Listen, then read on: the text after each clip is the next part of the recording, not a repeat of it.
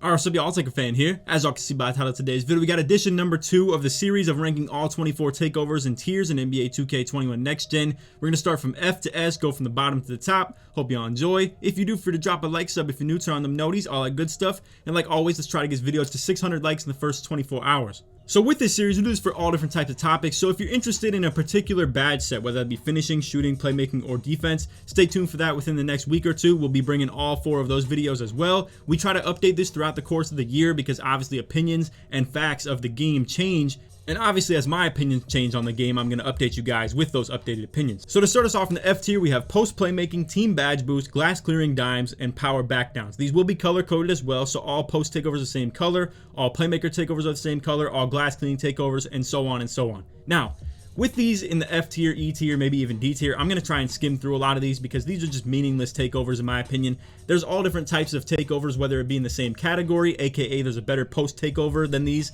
or there's a better playmaker takeover, better glass takeover, or just in general, they're just completely underpowered. So we're going to try and skim through these bottom tier ones. So to put things simply for the F tier takeovers, I feel like with all of these takeover options comes extremely underpowered or way too specific. So example of that, post playmaking, strictly for being in the post, and it's only for boosting your team's shot ratings and stuff like that as well. So essentially it's just an extra dimer when you're specifically in the post. Just way too particular, way too specific, and not in my liking. Team badge boost, this right here, I'm going to go ahead and pop on the screen real quick.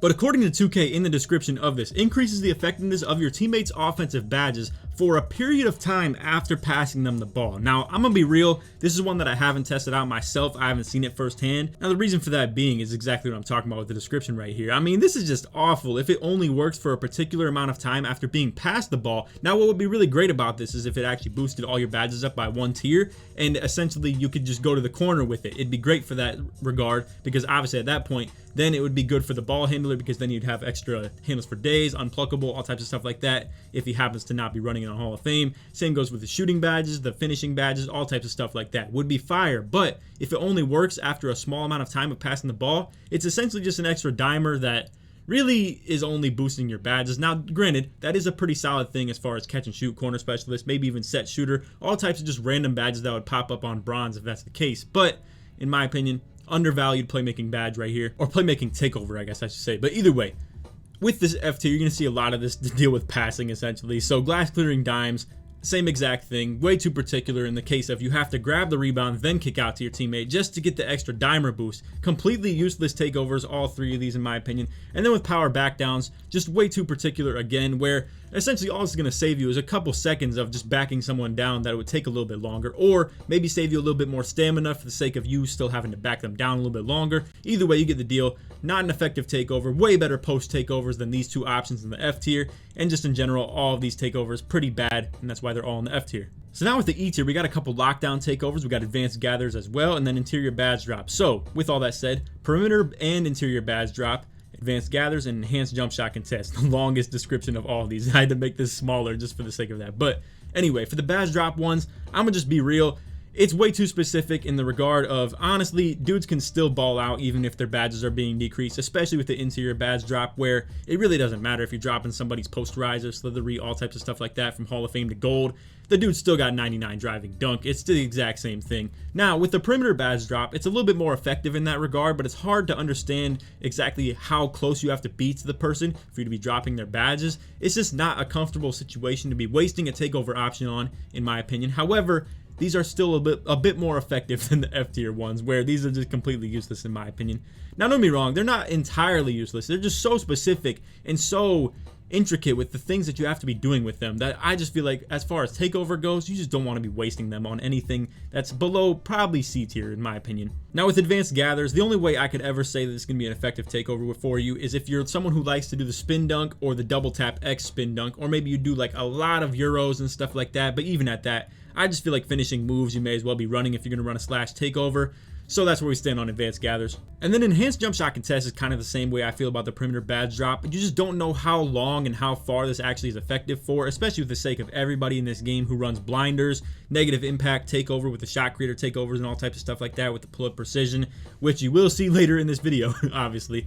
But Same way I feel about perimeter badge drop is how I feel about enhanced jump shot contest. I just feel like you don't know the proper range of where this is actually going to be effective and useful for, so I just don't really like these. Lockdown takeovers in this game, just a bit ineffective in my opinion as well. So with that said, in the D tier we have another lockdown takeover, the extreme clamps. We have easy blow bys, team takeover boost, and box out wall as well. So to get into these from left to right, easy blow bys, I will say this is less of a slasher takeover in my opinion than it actually is a sharp takeover, where essentially you're going to want this for the people who are going to respect your jump shots. Now, I would say this is actually a pretty solid takeover to combine if you want to use it as your secondary and combine it with spot up precision or something like that, where people have to respect your jump shot. And then just like that, you're going to be getting by them super easy. Now, I will say the effectiveness of the takeover itself, who really cares in this game where it's just super easy to get past your opponent anyway. We all know how the ISO stuff is in this one. And to be real, again, I just feel like it's a kind of wasted takeover, but for the sake of using it as your secondary, if you're somebody who's really looking for three-pointers and going all over the place with the curry slides and stuff like that, or you have the shot creator takeover with the pull-up precision, negative impact, whatever you want to say, solid takeover to be running, but I still would not recommend anything in this D tier personally. So next we have team takeover boost. I know this is going to be a hard one to explain, but I'm going to do my best and try and get through this a little bit quickly. So the way I feel about this team takeover boost, essentially, you have to activate it before it even starts working for your teammate. And you having playmaker takeover, you have to be getting your teammate involved to be getting your takeover meter up at all. So me personally, I just think by the time that you would actually see the effectiveness of this takeover, your teammate probably already has his takeover on anyway. The only time I would say this is probably effective for is if your teammate is saving up for the double takeover or the team takeover essentially, and you're just kind of allowing him to get his up because you activated yours. But either way, I think you could get a better playmaker takeover. And we'll talk about that later in the video. I'll show you guys a couple clips of this thing going crazy as well. But what was actually being used is my teammate having the team attribute rating boost, and we'll show that later in the video. Anyway, moving along. We got box out wall. Me personally, again, I feel like there are better options as far as the glass cleaning takeovers with See the Future, and we'll talk about that as well. But box out wall, I feel like it literally, there's already a badge for this in the first place, and it's called box. I mean, it's pretty self-explanatory. I don't see why you'd really run this in the first place, and honestly the same thing goes for extreme clamps. Now these are more of just extreme, if you will. Obviously that's in the description of this one, but box out wall is just a more extreme box, and then extreme clamps is a more extreme clamps, if you will.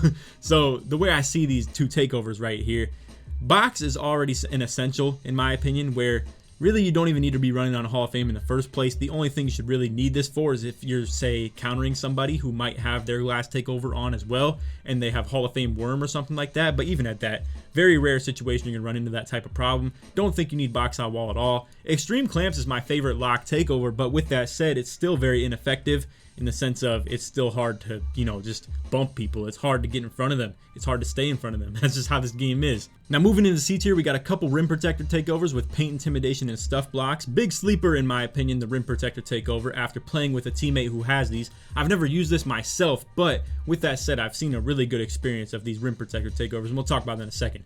Then we have post shot daggers and limitless range. Now I know a lot of people are probably gonna see this limitless range in C tier, have a lot of questions, and just be questioning what my integrity is with this list. Now me personally, I feel like the range that you get on this limitless range, it really does not give you that much more than Hall of Fame deep threes. And Hall of Fame deep threes already goes crazy. You're shooting outside the hot zone range in the first place. It's like literally 7 to 8 feet off the three-point line. You don't need any more than that, to be real. I mean, if you're over here shooting half-court shots where you can barely even get a clean jump shot off instead of a half-court heave, I just feel like limitless range, it's just not actually gameplay effective in my opinion, especially on 2v2. I mean, in 2v2, like I said, you really just don't need that takeover. Post shot daggers, super fire for the hooks and the fades and all types of stuff like that.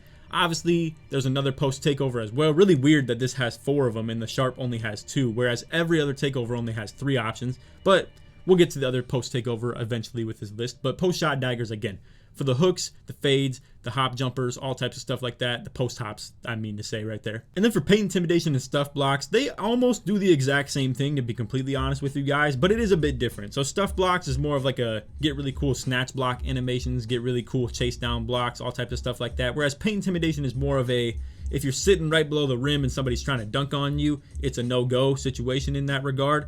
I would say overall, stuff blocks is a bit better than paint intimidation, but they're both pretty much on the even playing field if you ask me. And like I said, rim protector takeover, really solid. The fact that you need interior defense, however, for the rim protector takeovers is a little bit of a knock on the takeover itself. So now for the B tier. This B and C tier is pretty much where we get to the point where you can start running these takeovers pretty viably and pretty reliably, in my opinion. And with the B tier, we have advanced post moves, finishing moves, see the future, and team ratings boost. Now, I'm going to go ahead and pop the clip on of the playmaker takeover in action, whether it be the Pro-Am clip if I can find it. That's, just jogging in my memory right now, of some dude on the right wing, like almost right hash at that, hitting a game-winning shot on like 100% smothered, like three or four dudes jumping at him in the first place. And then my own clip of me, who has never, ever hit a contested shot like this in any history of me playing 2K. And here I am fading on top of that. Now, don't get me wrong, fading is completely broken in this game. We'll talk about that with the other takeovers as well. But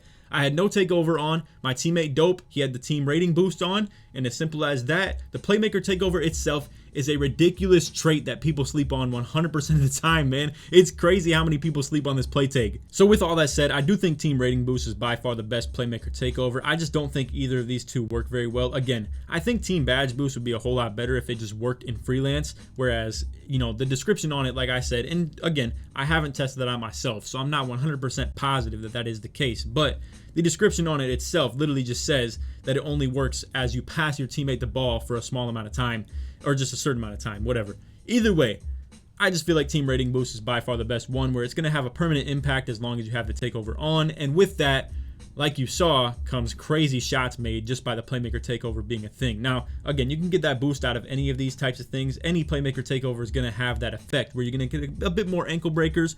You'll get your teammates shooting really good out of it. I just think the team rating boost is the best one of them all. So for see the future, a lot of people were hating on this takeover early in the year. I kind of was listening to it in the first place, and I was like, oh, okay, well, if people say that it's garbage, I'll just believe it and not use it myself. There may have been a patch for it. There may have been an update really early in the game or something like that, but I gotta say, see the future, super fire takeover. I run this as my secondary very often. And a fun fact about this one right here as well, it's the only one that gives you a visual boost as far as any takeover option you're going to see in this. And what it allowed me to see as well, because like I said, I do run this as my secondary takeover pretty often, is that when you have team takeover on, like say your teammate gets team takeover on, you actually get both your takeovers, even though it only shows visually that you get one. You get the boost from the see the future where you can actually see where the ball is going, even though you don't see your glass takeover popping on. Now, that works for every takeover. You just won't see it visually, but with the see the future, it allowed me to realize that you actually do get to have both your takeovers on if your teammate has team takeover. Either way, I think see the future is super fire. It actually allows you to see where the ball is going now. Apparently, according to a lot of the people who had it on early in the game, it didn't pop up until literally the ball had already hit the rim in the first place, so it was just a pretty useless takeover. But with that said, I've tested it out myself. Super fire. I love it way more than any other glass takeover in this whole game, because obviously with box out wall and glass cleaning dimes, or glass clearing dimes, these are just not very good in my opinion. So now for advanced post moves. This is the thing with this takeover right here. It's going to be all types of post spins. So whether you're using the right stick to spin out of the post or using the left stick to just kind of do the clear out, if you will. Or I believe this works on drop steps as well. Long story short is advanced post moves, super fire for breaking people. It's literally just dominant, man. It's hard to guard. It's hard to stop people from the animations that it pops up with. And flat out, it's one of the best post takeovers in the game. And now for finishing moves, by far the best slasher takeover in the game. It just flat out is going to work for contact layups, contact dunks, alley-oops, all types of stuff like that. Definitely the best slash takeover in the game, and more so just because the other two are really bad in my opinion. Like easy blow-bys doesn't work for slashers the way we want to work for a slasher. I think it's more of like a combined with a sharp takeover aspect where when people actually have to respect your jump shot, you can get the easy blow-bys. I just feel like easy blow-bys is not something that you would want as a slasher in my opinion. Same with advanced gathers, just really ineffective takeover in the first place. Finishing moves, it's kind of up here by default because the slasher takeover itself is pretty solid and pretty effective for getting more contact dunks, shrugging off more contact when it comes to layups and just the dunks in general. So now with this A and S tier, I'm going to reveal them all at the same time. If you're somebody who skipped to the end of the video, I do appreciate you guys watching. If you could drop a like and sub if you're new, all that good stuff, turn on them noties, I'd really appreciate that. And like I said, if we get this to 600 likes in the first 24 hours, I'd really appreciate that. But for those who have been watching the whole video and want to hear the breakdown on them, we got spot up precision, ankle breaking shots, negative impact, and pull up precision, all the shot creator takeovers, and then half, aka one of the two sharp takeovers.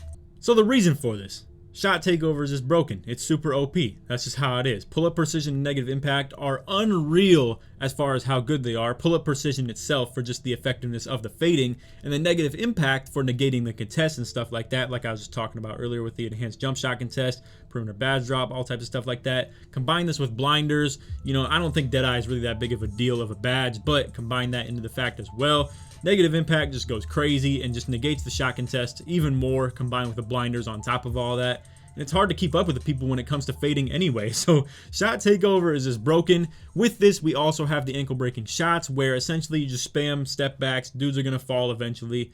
The reason I have this a little bit lower in the A tier than the other two shot takeovers in the S, I just feel like these are literally game breaking ones, where fading itself and not being able to contest fading is just super tough to deal with. Now, don't be wrong, it's definitely annoying as well to just be getting broke all over the place, and I don't think ankle braces really has anything to do with stopping you from getting your ankles broke with the ankle breaking shots and stuff like that. But with all that said, with the ankle breaking shots, at least after they break you, they still have to score the ball. I mean, with these, it literally just helps them fade. It helps them get less contest on the fades and stuff like that. And don't be wrong, this is still a shot creator takeover, so people are still going to be able to fade more effectively with it. But with all that said, and I might be sleeping on this as well, maybe this just belongs to the S tier with all of the other shot creator takeovers as well, but either way, we got ankle breaking shots in the A tier. And then with spotted precision, I just think this is flat out way better than limitless range. Gives you more effective boost to the shooting, in my opinion. Now, this is for standstill shots, but with that said, I still feel like this even helps you fade on top of all that. So I don't even know what's up with that, but I guess it's more so just because it boosts your 3-point rating by 10 with just the sharp takeover itself, or 8 I should say. But either way, spotted precision, great for people who want to take standstill jump shots, whether you're a point guard who's going off screens and stuff like that, or you're just trying to ISO, take your standstill shots and just, you know, when you're wide open and stuff like that as well. Or if you're somebody like me who only has 8 shooting badges and you actually have the chance to get this, and honestly, you still can get these sharp takeovers very easily as long as you max out your 3-pointer and then, you know, probably max out your mid-range as well. But either way, I only have 8 shooting badges, yet I have spotted precision, and it's a very great takeover for me to be running to compensate for my weakness of my build. I have 21 finishing, 8 shooting, 27 playmaking, 27 defense, and obviously the weakness to the build is the shooting. But when I can run gold deep threes, gold Hodge 100, and like silver catch shoot, all combines really well. And obviously with the weak shooting build, people are going to make you shoot. So with all that said, if you can have spotted precision as even the secondary takeover, or I like to run it as the primary pretty often as well, super solid takeover. I think this is great for the people who have the low shooting badge sets, but all that said, it's still great for the people who even have a lot of shooting badges. Either way, hope you all enjoyed the video. If you did, feel free to drop a like, sub if you're new, turn on them noties, all that good stuff. Like I said in the intro, let's try to get 1 to 600 likes in the first 24 hours. And if you made it to the end of the video, put take in the comments to show your support them all the way through. Like I said, if you're looking forward to the finishing, shooting, playmaking, defense, ranking, and tiers, feel free to check out those as well throughout the course of the week or two. And that, hope you all enjoyed. Take it easy, man. Peace.